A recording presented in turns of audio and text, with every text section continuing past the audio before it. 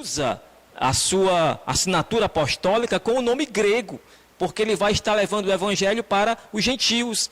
E aí ele vai fazer o uso deste nome, deixando de lado o seu nome hebreu e utilizando-se dessa assinatura apostólica. E é interessante que ele faz questão de falar que o seu chamado apostólico não foi pela vontade do homem. Se você ler o texto sagrado, você vai ver que ele vai dizer logo de início, Paulo, chamado apóstolo pela vontade de Deus. No original essa palavra é o telematos, é a vontade, é a escolha. Deus o chamou pela sua própria vontade, não foi ele que se autoproclamou apóstolo. Ele vai deixar bem claro nessa assinatura apostólica a questão da utilização do nome grego, e de que a sua chamada ela não vem por parte de homem algum, ela vem diretamente da vontade de Deus, tá certo?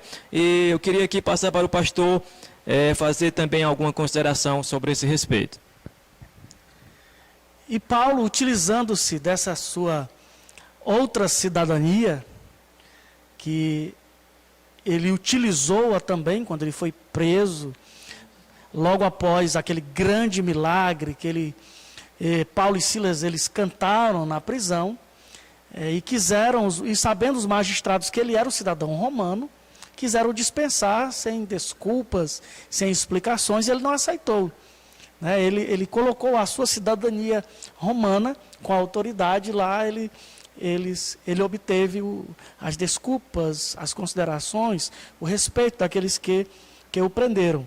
Então, nós vamos para o terceiro subtópico, que fala que esta epístola ela foi escrita na prisão.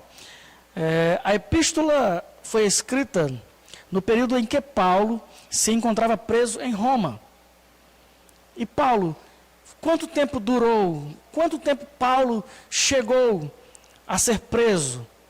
Segundo a narrativa das Sagradas Escrituras, Paulo, quando já se encontrava em Roma, que ele se identifica como o prisioneiro de Jesus, no capítulo 3, versículo 1, o preso do Senhor, no capítulo 4, versículo 1, e o embaixador em cadeias, falando isso da carta aos Efésios, capítulo 6, versículo 20, isso indica que era uma carta enviada do cárcere.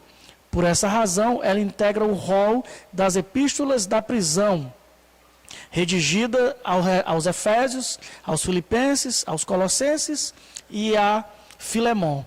E Paulo ele já havia tido uma carreira na pregação do Evangelho do Senhor. Paulo não era um menino, Paulo não era um neófito, ele não era um novo convertido, ele já era um homem experiente. E a data da escrita desta carta, ela está em torno de 60 a 62 depois de Cristo. Então, de acordo com Atos, após realizar 3 viagens missionárias, e implantar igrejas na região do Mediterrâneo, Paulo escreve em prisão domiciliar por cerca de 2 anos, entre 60 e 62 a.C. Aproximadamente, a partir desta premissa, a data provável da redação da epístola aos Efésios ocorreu em torno de 61 e 62, tendo Tíquico como seu portador. Então, as Escrituras nos fornecem os dados históricos para que possamos datar aproximadamente quando Paulo escreveu esta carta. Sabendo, irmão Júlio, que é algo para nós frisarmos, que na leitura inicial da lição, mostra que o batismo de João, ele espalhou também missionários para falar do Cristo. Tanto é que Paulo se depara com esses 12 discípulos de João, que pregando que o Cristo ainda voltaria, e depois também Priscila e Áquila se deparam com Paulo, que também era do batismo de João, e eles aprendem, eles são informados que o Senhor já havia voltado. E vamos falar, irmão Júlio, dos destinatários e um pouco da cidade de Éfeso.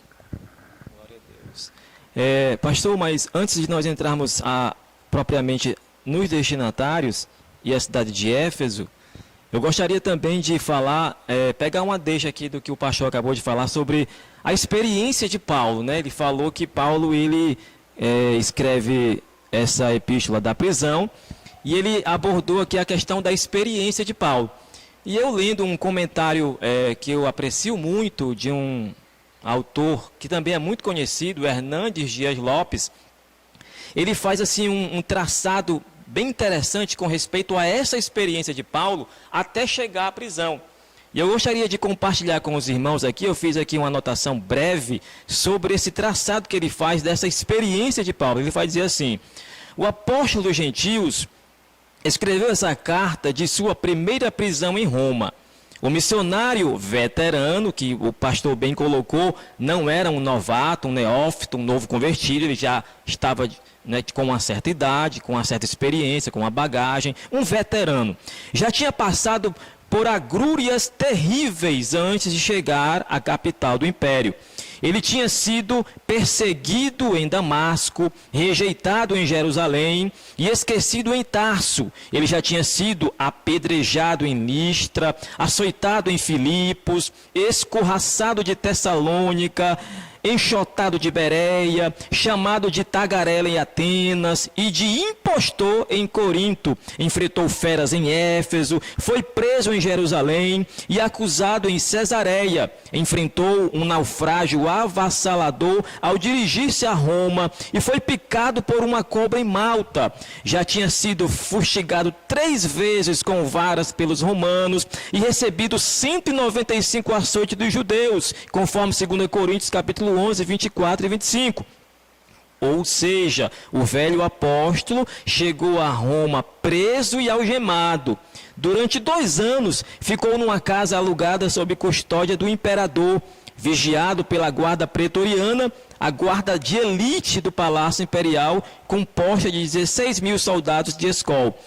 Encorajou daquela prisão os crentes de Roma e escreveu cartas para as igrejas das províncias da Macedônia e da Ásia Menor.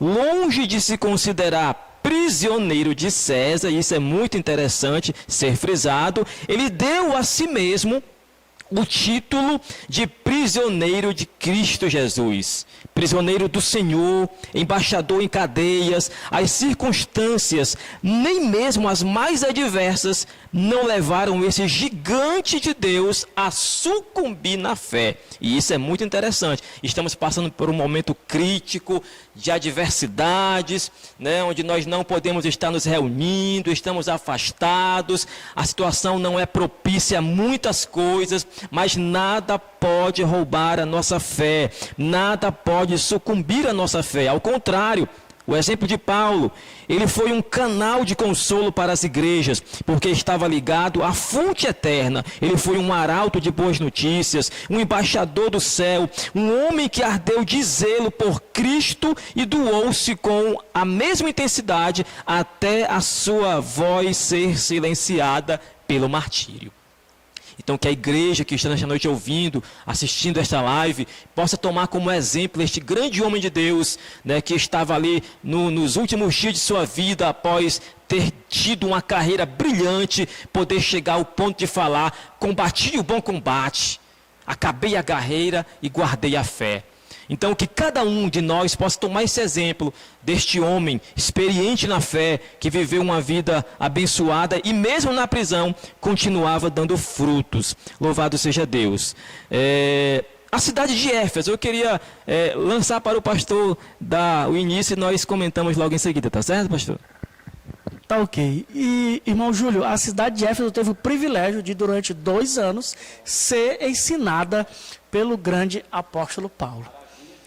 Na escola de um homem chamado Tirano, cedeu, as sinagogas estavam se fechando para Paulo, irmão Léo, e este homem cedeu a sua escola, e ele, durante 2 anos, discipulou os servos do Senhor, a igreja de Éfeso, os crentes de Éfeso. Que maravilha!